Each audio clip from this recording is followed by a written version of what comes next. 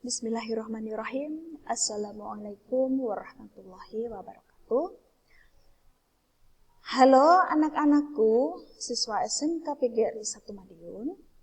Bagaimana kabar kalian semuanya? Semoga senantiasa sehat selalu ya. Dan tidak lupa harus selalu bersyukur kepada Allah Subhanahu wa taala atas segala nikmat. Nikmat kesehatan, nikmat kekuatan, nikmat keimanan, dan masih banyak lagi nikmat yang lainnya yang perlu dan harus kita syukuri. Nah, sampai hari ini anak-anak, jadi kita harus semangat, ya, harus semangat untuk melaksanakan pembelajaran daring. Jadi, harapan ibu yang hadir maupun yang nonton, yang menyimak video pembelajaran daring hari ini, semoga mendapatkan ilmu yang bermanfaat, tetapi tidak hanya dari ibu saja, dari bapak ibu guru yang lain. Amin ya rabbal alamin. Anak-anak, hari ini ibu akan membahas mengenai 3.24 pengaruh positif dan negatif kemajuan iptek terhadap Negara Kesatuan Republik Indonesia. Ya. Lalu tujuan pembelajarannya adalah melalui pembelajaran daring ini peserta didik dapat memaknai hakikat apa sih iptek itu dan sejarah perkembangannya terutama yang ada di negara kita, di negara Indonesia. Serta terampil dalam menyajikan hasil analisis pengaruh positif dan negatif kemajuan iptek terhadap Negara Kesatuan Republik Indonesia dan mengkomunikasikannya. Serta bagaimana cara membangun sikap yang selektif dalam menghadapi berbagai pengaruh perkembangan iptek saat ini. Langsung saja berbicara mengenai iptek. Tentu halnya bagi kalian, terutama generasi milenial, pasti sudah tahu perkembangan teknologi di dunia kita itu seperti apa, terutama di negara kita. Jadi, perkembangan iptek saat ini itu sangat luas sekali. Jadi semakin berkembangnya tahun, pasti sangat luas dan dalam iptek. Tidak hanya di negara kita, tetapi di negara-negara lain juga seperti itu. Jadi kembali lagi, apa sih sebenarnya iptek itu? Pengertian iptek itu seperti apa? Iptek itu ilmu. Nah, ilmu berkaitan dengan ilmu pasti sudah tahu. Ilmu itu memperluas, mengembangkan, dan memperdalam. Jadi, iptek itu ilmu yang mempelajari tentang gejala alam, dibantu, didorong dengan perkembangan teknologi, perkembangan iptek. Perkembangan iptek adalah hasil dari segala langkah dan pemikiran untuk memperluas, memperdalam, dan mengembangkan. Jadi, hasil dari iptek itu adalah hasil karya manusia. Seperti itu. Iptek tersebut banyak manfaatnya, ya.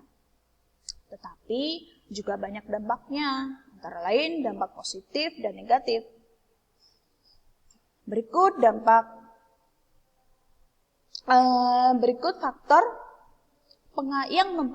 faktor positif yang mempengaruhi perkembangan iptek di Indonesia, terutama peranan pemerintah. Kenapa bisa dikatakan seperti itu? Peran pemerintah sangat penting dapat perkembangan iptek, karena pemerintah itu adalah yang memberikan dukungan. Dukungan seperti apa, Bu? Dukungan yang berbentuk material maupun spiritual. Nah, contohnya apa?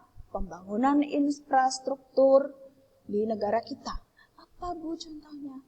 Pembangunan jalan tol agar kalian mengakses di jalanan supaya lebih cepat. Nah, lalu sumber daya manusia yang berkualitas. Kenapa itu sangat penting, Bu? Karena kita sebagai manusia harus lebih bisa mengikuti perkembangan zaman.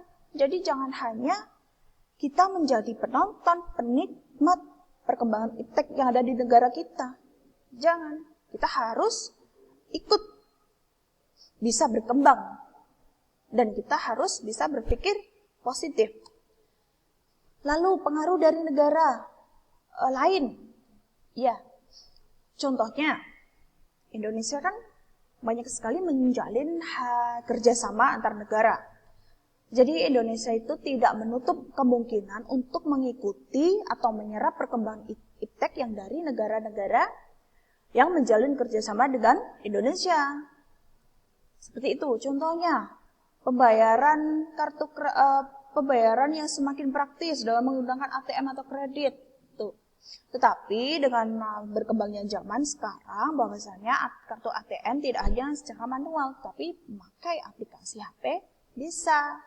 Lalu arus globalisasi, kok bisa Bu? Apa pemicunya? Jadi globalisasi itu merupakan penghilang batas-batas negara dan memperoleh informasi. Jadi ada hubungan antara arus globalisasi dengan perkembangan iptek di Indonesia ini. Contohnya, dulu orang Indonesia ke luar negeri membutuhkan waktu yang lama. Tetapi semenjak ada pengaruh globalisasi, maka orang Indonesia ke luar negeri hanya membutuhkan waktu dan perjalanan hanya beberapa jam saja. Lalu perkembangan iptek sendiri itu bagaimana di Indonesia?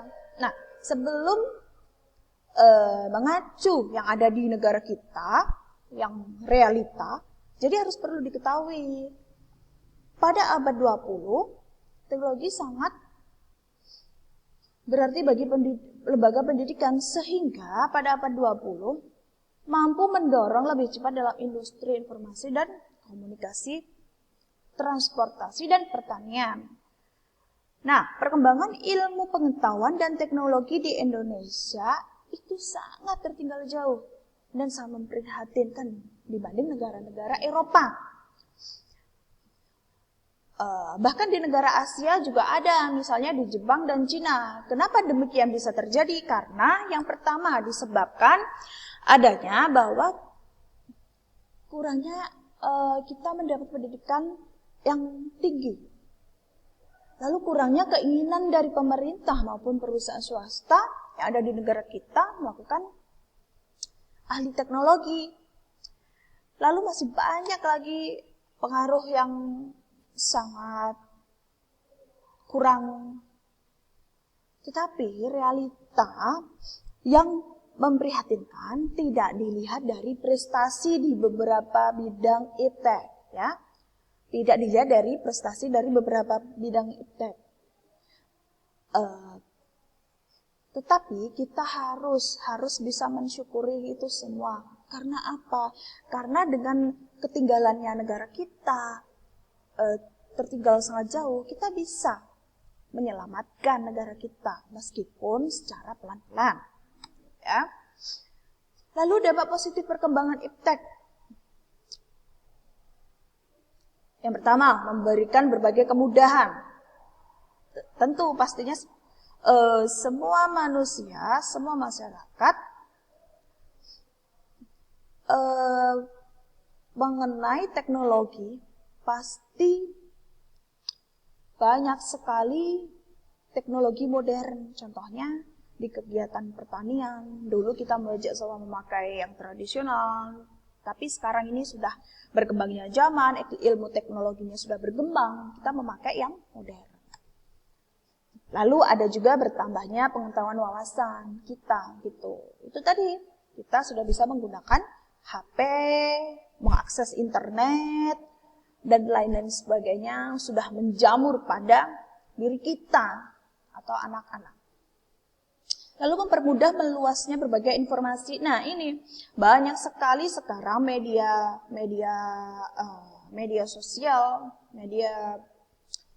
sosial yang berkaitan dengan informasi politik, sosial budaya, dan lain sebagainya. Banyak sekali informasi yang kita peroleh dari media sosial. Lalu dampak negatifnya itu ada mempengaruhi pola pikir, tentu saja. Jadi kita harus bisa membatasi pola pikir kita menggunakan iptek. Lalu hilangnya tradisi kita, yang saya jelaskan di awal tadi, banyak menimbulkan berbagai kerusakan, ya. Nah, sekarang saya akan menjelaskan mengenai dampak positif dan negatif kemajuan iptek di NKRI yang kita lihat dari yang pertama aspek politik. Kenapa bisa demikian? Contohnya saja, dampak dari aspek politik yang pertama, dampak positifnya seperti apa, Bu? Contohnya, pemilihan capres, wapres, itu kita bisa lakukan melalui promosi secara online, seperti itu. Dampak negatifnya itu nanti seperti apa, Bu? Dampak negatifnya terjadinya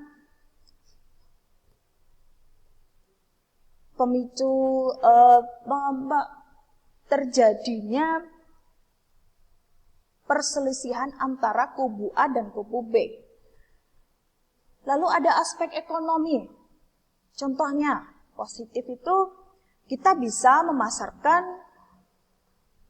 dagangan kita, lalu memasarkan semua yang kaitannya dengan harga nilai jualnya. Jadi seperti itu. Itu yang positif, yang untuk aspek ekonomi. Lalu yang negatifnya. Nah, ini negatifnya itu yang pertama kita bisa tertipu. Sekarang zaman sekarang banyak sekali oknum-oknum yang menggunakan akun-akun palsu sehingga dapat menipu konsumennya dengan cara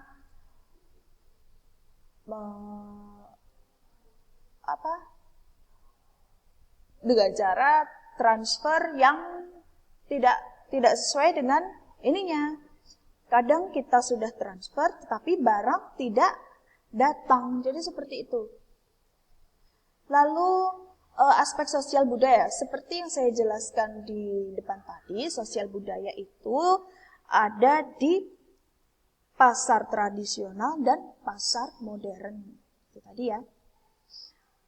Yang terakhir, aspek hukum, pertahanan, amanan. Contohnya seperti ini. Dampak positifnya itu kita bisa melihat di luar sana dari berbagai negara apa sih yang terjadi selama ini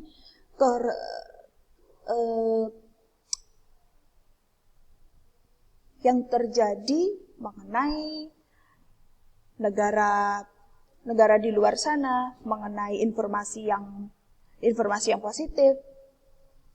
Lalu yang negatifnya itu kita bisa melihat bahwasanya banyak sekali